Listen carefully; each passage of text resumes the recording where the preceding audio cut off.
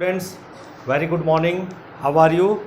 Students, in this chapter natural resources, last time we have discussed what are natural resources and what are the different kind of the natural resources. That means the categorization of the natural resources we have already discussed. Now today in this lecture we will discuss about some natural resources which are, you can say, very useful, and without these natural resources life is not possible on this earth. Like, take example of air. Without air we can't survive. Next, second, without water we can't survive. So in this way these are the valuable natural resources, and you can say these are renewable also. These are inexhaustible resources. They can be replenished. इनको हम replenish कर सकते हैं if we are using them very, you can say, wisely. तो इनको हम replenish कर सकते हैं. These can be renewable through the, you can say, rains. ये जो वाटर साइकिल चलता है उससे हम उनको रिन्यूएबल कर सकते हैं. कि अगर हम एयर की बात करते हैं तो वो भी एक इनएग्जॉस्टिबल रिसोर्स है, लेकिन हमें उसकी प्योरिटी को मेंटेन रखना होगा, उसका पोल्यूशन कम से कम करना होगा. So let us discuss today only about the one natural resource, that is air, the breath of life.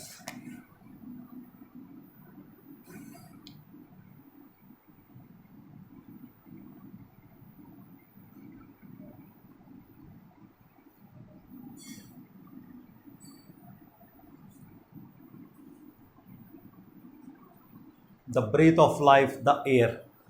और बच्चों आपको पता होना चाहिए कि एयर क्या है. Is a mixture of simple gases. कि जो गैसेस हैं उनका मिक्सचर है, and life can not exist without it. तो बेटे हमारे पास जो एयर है, air is mixture of gases. Mixture of gases है, and life can not exist without it.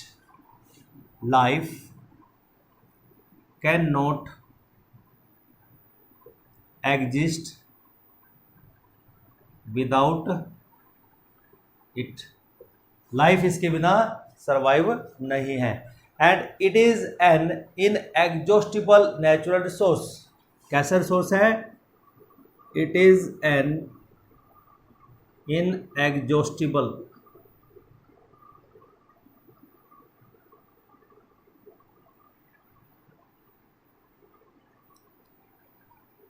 natural resource. inexhaustible का मतलब समझो, the resource which can be replenished.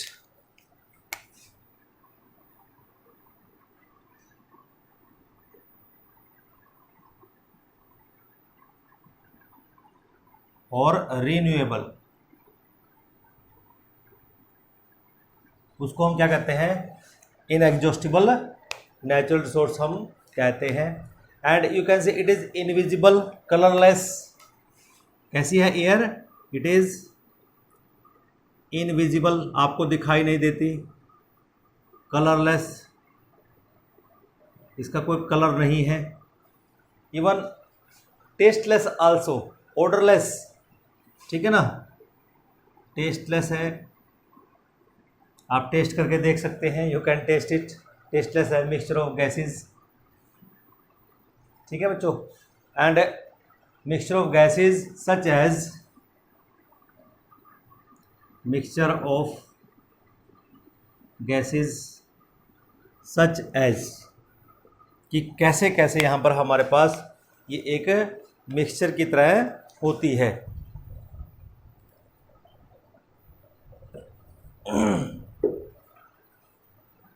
देखिए बच्चों, हमारे पास अगर हम मिक्सचर की बात करते हैं, सबसे पहले मैं बात करता हूं यहाँ पर नाइट्रोजन की, जिसको हम N2 सिंबल से लिखते हैं.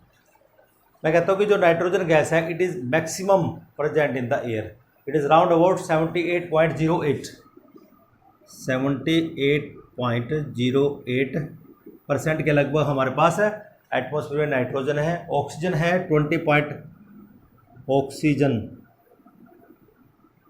O2 20 पॉइंट और यू कैन से अराउंड अबाउट 94%, मतलब 21% लगा लो पूरा।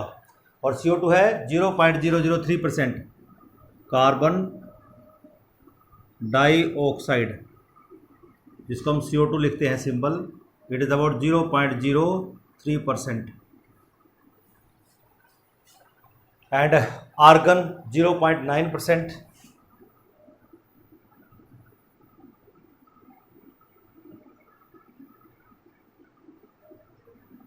इतना परसेंटेज हमारे पास आर्गन का होता है। And traces components like 0.4%।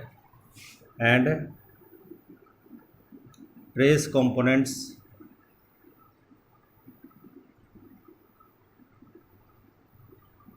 इतने होते हैं, 0.4% के लगभग यहाँ पर हमारे पास ट्रेस कंपाउंड्स होते हैं। और ये भी कह सकते हैं कि जो एयर है, air can also holds water vapours and dust particle.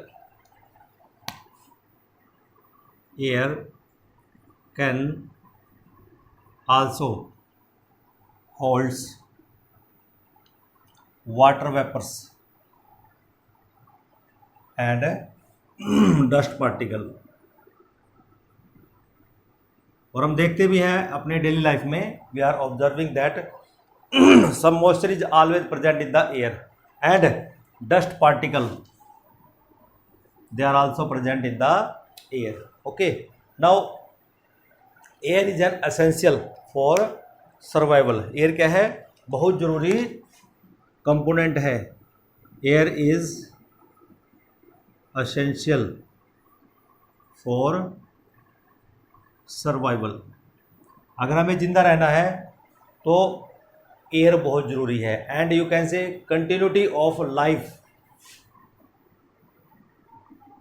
Survival और कंटिन्यूटी ऑफ लाइफ, कि लगातार लाइफ अगर रहना है, ठीक है ना, क्योंकि इसके जो कंपोनेंट हैं they are very much needed in the some important process like respiration and photosynthesis. कि अगर हम फोटोसिंथेसिस करते हैं, अगर CO2 का कंपोनेंट ना हो तो plant they can not able to synthesize their food, ठीक है ना। अगर ऑक्सीजन ना हो देन जो एनिमल्स हैं they are not able to respire, कि वो एनर्जी ही लिबरेट नहीं कर पाएंगे जो फूड वो लेते हैं। इन तो रेस्पायर करना भी बहुत ज़रूरी है, क्योंकि बॉडी में ऑक्सीजन जाएगी तभी तो रेस्पिरेशन पॉसिबल है। Okay, so life is, you can say air is essential for survival और continuity of life as its constituents are needed for, as its constituents are needed for, किस purpose के लिए हमें चाहिए? for two very important biological processes, for two very important biological processes। कौन सी है? Such as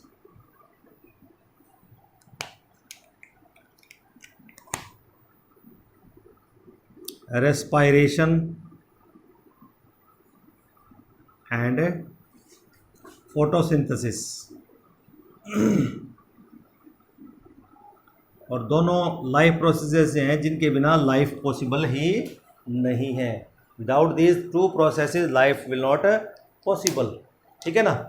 और in the world without air there would be no plant, कि अगर हम कहते हैं कि पूरे वर्ल्ड में अगर एयर ना हो देन व्हाट विल हैपन, कोई प्लांट नहीं होगा, no life, no winds, no clouds, no rains, no fires, no protection from the harmful radiation, और you can say perfect silence will be there. We can write here,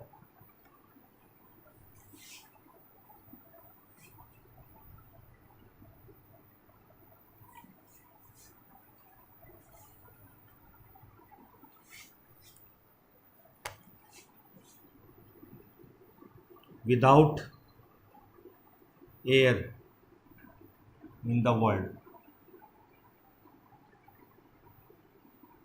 there will be no plant, no animal life. Plant and animal life इकट्ठा लिख लो, plant and animal life ये नहीं होगी, कुछ भी नहीं होगा. No winds, no clouds, no winds, no clouds, no rains. ठीक है ना, बरसातें भी नहीं होगी. और you can say no fire, आग भी नहीं जलेगी. ठीक है ना.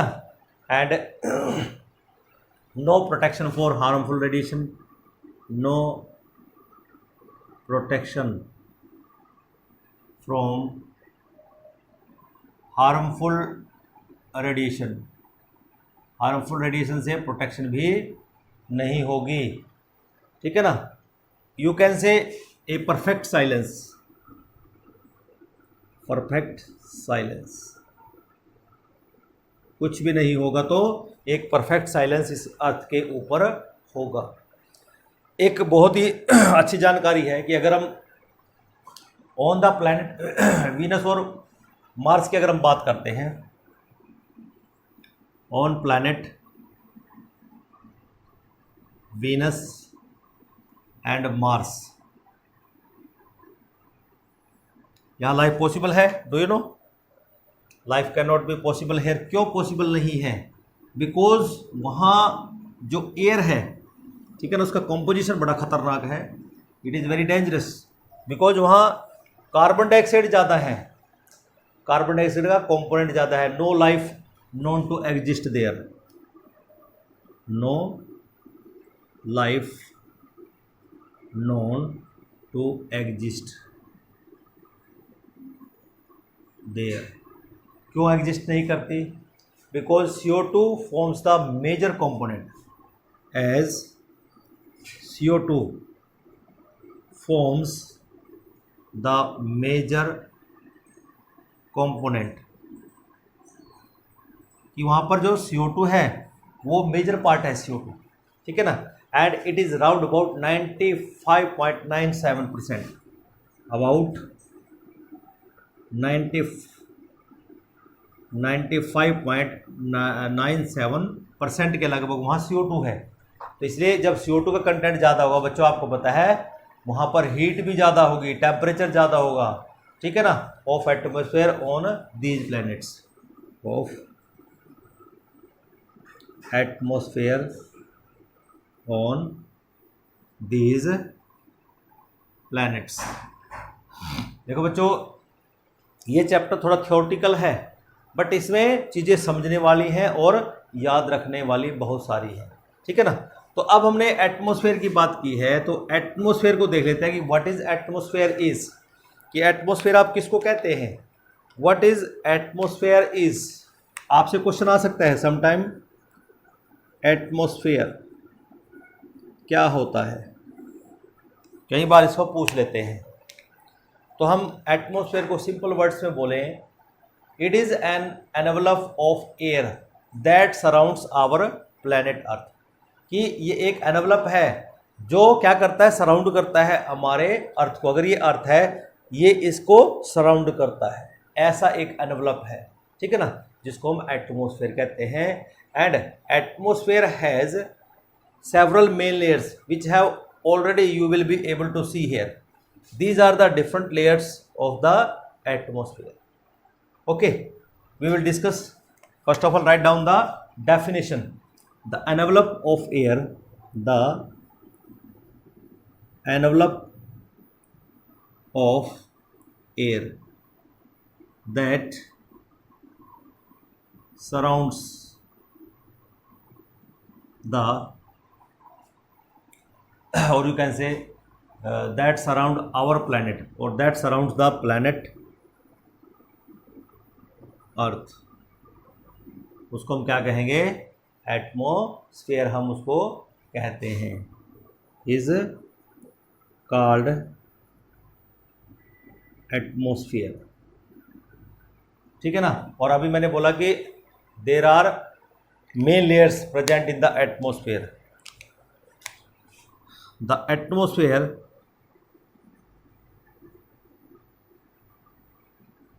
Has following main layers. हमारे पास मेन लेयर्स हैं, कौन कौन सी है आप देख पा रहे हैं यहाँ पे डायग्राम में। देखिए बच्चों कि हमारे पास पहली लेयर है ट्रोपोस्फियर। कौन सी है? ट्रोपोस्फियर है। ठीक है ना। और ध्यान से देखिए, जब हम ट्रोपोस्फियर की बात करते हैं, इधर हमने लिया है हाइट इन किलोमीटर्स कि जब हम ऐसे चलेंगे तो हम हाइट काउंट करेंगे किलोमीटर्स में कि ये हमारा अर्थ का सरफेस है। ठीक है ना, अर्थ का सरफेस है। और इस डायरेक्शन में हमने लिया है temperature.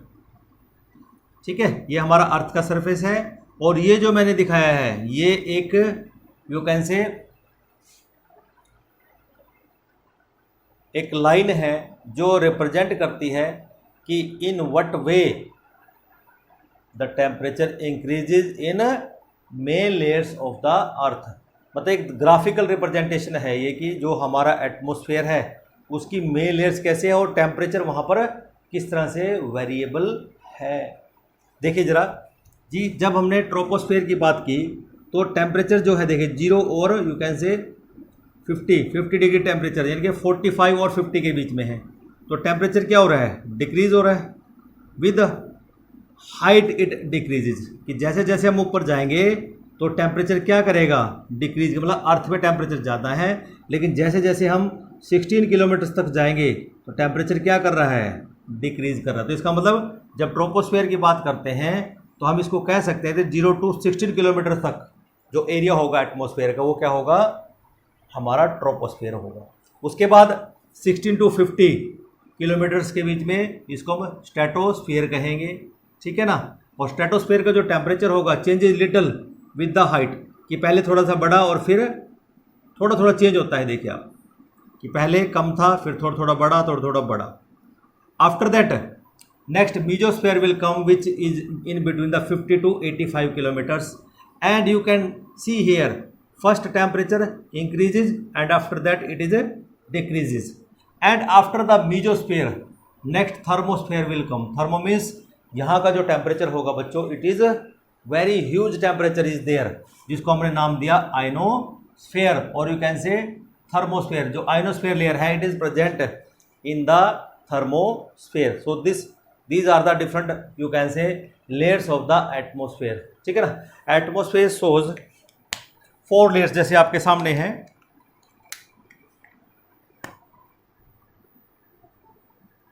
Atmosphere shows 4 main layers, 4 main layers हैं। ठीक है बच्चों। और वो कौन कौन सी है?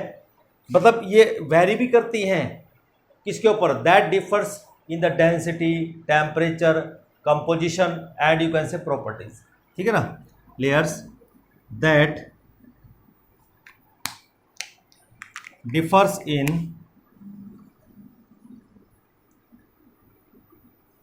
डेंसिटी में डिफर करती हैं, टेम्परेचर में डिफर करती हैं। ठीक है ना। और कंपोजिशन में डिफर करती हैं। ठीक है बच्चों। और प्रॉपर्टी में, कंपोजिशन एंड प्रॉपर्टीज।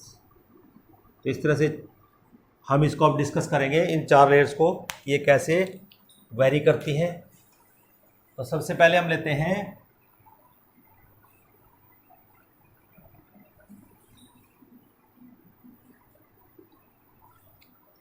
देखिए बच्चों, तो सबसे पहले और दूसरी बात, these layers are you can say troposphere, stratosphere, mesosphere and thermosphere. पहले नाम ही बता देते हैं।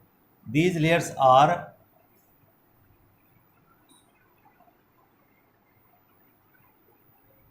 सबसे पहले आप देख भी पा रहे हैं कौन सी है?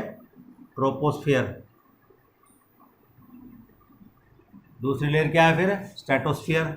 जिसमें हमारी एक इम्पोर्टेंट लेयर भी है जिसको हम ओजोन बोलते हैं, स्ट्रेटोस्फीयर, ठीक है ना। और उसके बाद नेक्स्ट है हमारे पास मीजोस्फीयर, और मीजोस्फीयर के बाद आता है हमारे पास थर्मोस्फीयर।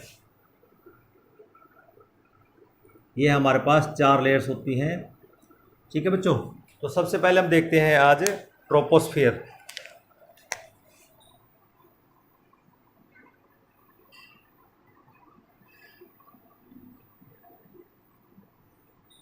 बड़ी इंपॉर्टेंट लेयर है, और यू कैन से हम इसी लेयर में रहते हैं, ठीक है ना। It is the you can से lowest layer that extends from the surface. It is the lowest layer that extends from the surface, कि हम सरफेस पे खड़े हैं, यहाँ से एक्सटेंड होती है of the earth to, of the earth to, कहाँ तक जाती है, you can say altitude of about 16 kilometre, earth about altitude of 16 kilometres. आप देख भी पा रहे हैं कि यहाँ तक हमारा इस सरफेस से लेके हमारा ट्रोपोस्फियर है, मतलब माउंटेन्स वगैरह सब इसी में आ जाती है, जो एवरेस्ट है वो सभी इसी में आ जाते हैं। And most of the moisture of the atmosphere occurs in this layer, तो यहीं पर मॉइस्चर है। Most of the moisture occurs in this layer, कि जो मॉइस्चर की हम बात करते हैं, it is present only in this layer, इसी में प्रेजेंट होता है, ठीक है ना। And many climatic events such as convection currents, many climatic events कौन कौन से हैं, such as convection currents, convection current हो गया। दूसरा हमारे पास क्लाउड फॉर्मेशन हो गया, बादल कैसे बनते हैं, क्लाउड फॉर्मेशन, ये इवेंट भी इसी लेयर में होगा क्योंकि मॉइस्चर यहीं पर है, ठीक है ना। सीधी सी बात यह है, लाइटनिंग, थंडरिंग,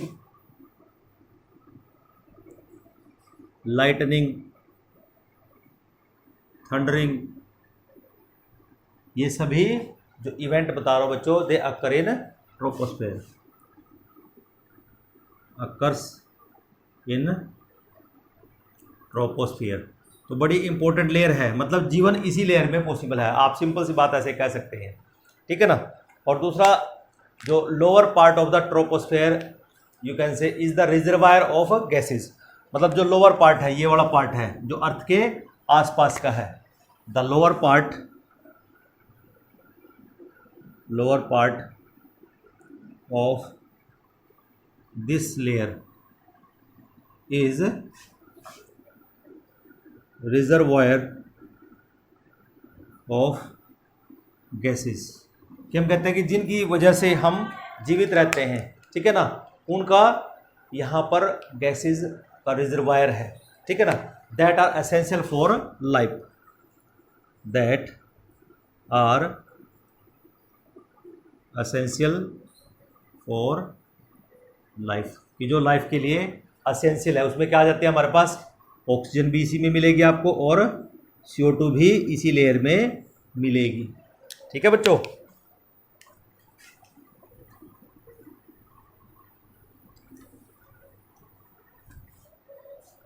और आगे देखिए, it also contain you can say dust particle, इसी लेयर में it also contain dust particle, pollen grains, ये सभी इसी लेयर में प्रेजेंट होंगे। डस्ट पार्टिकल हैं, पोलन ग्रेन्स हैं, स्पोर्स हैं, all these are present here in this troposphere. तो मेन जो लेयर है बच्चों हमारे लिए वो ट्रोपोस्फेयर ही है। फिर दूसरा लेयर आता है हमारे पास स्ट्रेटोस्फेयर। सेकंड स्ट्रेटोस्फियर, आप देख सकते हैं डायग्राम में कि this is the stratosphere which is extends from 16 kilometre to 50 kilometres, ठीक है ना। It extends between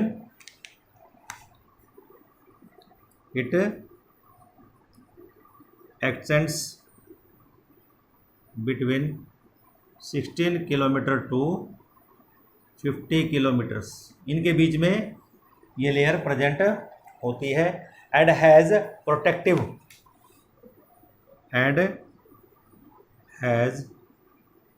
protective ozone shield, कि जो ओजोन लेयर है ना वो इसमें प्रेजेंट होते हैं, ozone shield which prevent us from harmful radiation. कौन सी है? UV radiation, ultraviolet radiation जिसको हम कहते हैं, ultraviolet radiation from sun, इनसे हमें बचाती है ये ओजोन शील्ड, ठीक है ना। ओके, नेक्स्ट आता है फिर हमारे पास जो नेक्स्ट लेयर है, बस इसमें इतना ही करेंगे बच्चों, ज़्यादा इसको डिटेल में नहीं, क्योंकि हमारे पास लास्ट में ये जितने भी हम ओजोन लेयर है इसका फॉर्मेशन है वो हम डिटेल में वहाँ पर स्टडी करेंगे। अभी जस्ट हम लेयर्स की बात कर रहे हैं, तो लेयर्स की अब देखिए। नेक्स्ट लेयर है मीजोस्फेयर, और मीजोस्फेयर में आप टेम्परेचर ऑलरेडी वहाँ देख चुके हैं कि temperature first increases then decreases with the height, कि आप देख रहे हैं पहले इंक्रीज करेगा फिर डिक्रीज करेगा। तो नेक्स्ट लेयर क्या होगा हमारे पास? मीजोस्फेयर एक्सटेंड्स बिटवीन, तीसरा mesosphere, it extends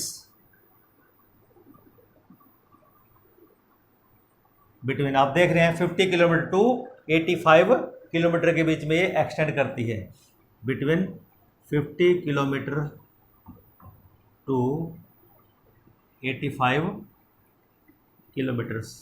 and you can observe here, इस लेयर के अंदर आप देख सकते हैं बच्चों, मीजोस्फेयर के अंदर temperature first increases, temperature first increases and then decreases as shown in graph।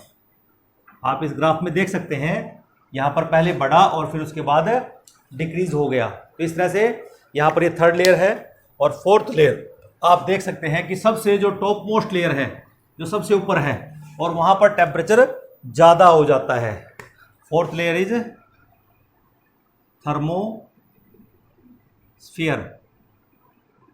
और you can say after the, you can say 85 kilometre to more, ठीक है ना। Beyond this the thermosphere begins after 85 kilometre onwards, ठीक है ना। Thermosphere is present, ठीक है ना, which possesses you can say high temperature, that means here temperature increases with height. यहाँ पर हाइट के अकॉर्डिंग टेम्परेचर बढ़ता हुआ आप देख सकते हैं। तो ठीक है बच्चों, आज के इस लेक्चर में आपने ये सीखा कि हमारे पास जो एटमॉस्फेयर है उसकी 4 लेयर्स होती हैं, और वो 4 लेयर्स, ये जो डायग्रामेटिक पार्ट है इससे आप आसानी से इनको लर्न कर सकते हैं। ठीक है बच्चों, आज के लेक्चर में हम इतना ही करेंगे। नेक्स्ट लेक्चर में अब हम ये देखेंगे कि हमारे पास जो एयर है उसकी इंपॉर्टेंस क्या रहेगी, एयर पोल्यूशन क्या होता है, ये थोड़ा सा हम अगले लेक्चर में डिस्कस करेंगे। Till then have a nice day, thank you.